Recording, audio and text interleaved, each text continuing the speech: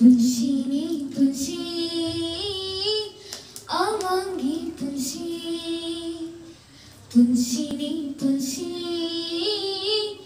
Anganggi punshi.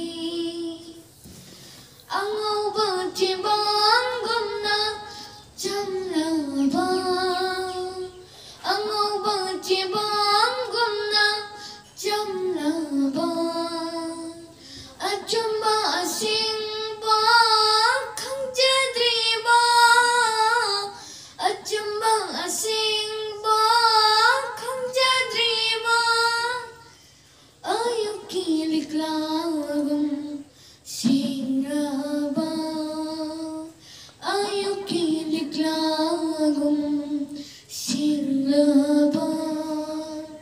Punshini punshi, Anganggi punshi. Ajamba asingba taubana, Angang aikhoigi ithoni. Ajamba asingba taubana, Angang aikhoigi itauni.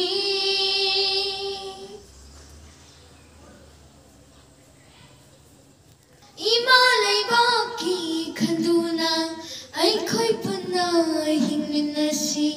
Ima laibaki khanduna aikhoi punna hingminasi. Aikhoi punna hingminasi. Punshini punshi, Anganggi punshi, Anganggi punshi.